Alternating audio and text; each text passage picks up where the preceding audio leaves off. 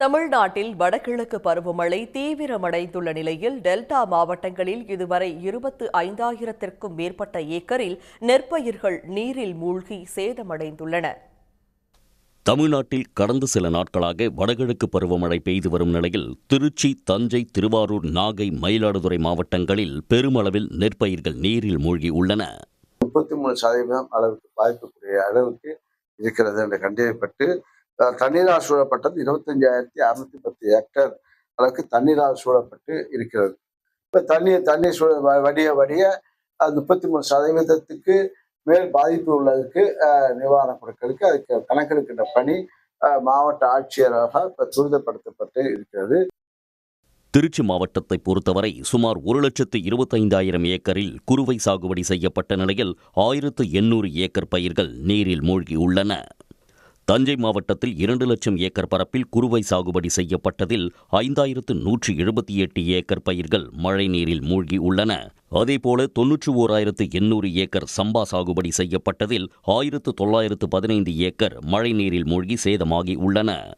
கும்பகோணம், திருவிடைமருதூர் உள்ளிட்ட பகுதிகளில் சாகுபடி செய்யப்பட்டிருக்கக்கூடிய பயிர்கள் நீரில் மூழ்கி அழுகக்கூடிய நிலைமை என்பது ஏற்பட்டிருக்கிறது. குறிப்பாக பாபநாசம் பகுதியில் அம்மாப்பேட்டையில் நெற்கதிர்கள் நீரில் மூழ்கி முளைத்து கொண்டிருக்கின்றது. அங்குள்ள தாளடி பயிர் செய்யப்பட்ட பயிர்களும் நீரில் மூழ்கி அழுகக்கூடிய ஒரு நிலைமை என்பது ஏற்பட்டிருக்கின்றது. இந்த சூழ்நிலையில் தமிழ்நாடு அரசு உடனடியாக இந்த இடங்களை ஆய்வு செய்து உரிய இழப்பீடு வழங்க வேண்டும். திருவாரூர் மாவட்டத்தில் சுமார் 1,50,000 லட்சம் ஏக்கர் குறுவை மற்றும் சம்பா சாகுபடி செய்யப்பட்டதில் 2,467 ஏக்கர் குறுவை பயிர்களும் 75 ஏக்கர் சம்பா பயிர்களும் நீரில் மூழ்கி பாதிப்படைந்துள்ளன. பாருங்கள், கடல் போன்று தோன்றுகிறது. இதற்கு அரசு ஏதாச்சும் உதவி செய்த விவசாயிகளுக்கு கடன் வாங்கி நட்ட நடவு வீணாக கிடக்கிறது. விவசாயிகளை நினைத்து பார்க்க தமிழக அரசை கேட்டுக்கொள்கிறேன். வாழ்வாதாரம் இழந்து நிற்கிற விவசாயிகளுக்கு தமிழக அரசு இந்த முறையாவதும் நேரில் போர்க்கால அடிப்படையில் நேரில் சென்று ஏதாவது உரிய நடவடிக்கை எடுத்து நிவாரணம் வழங்க வேண்டும்.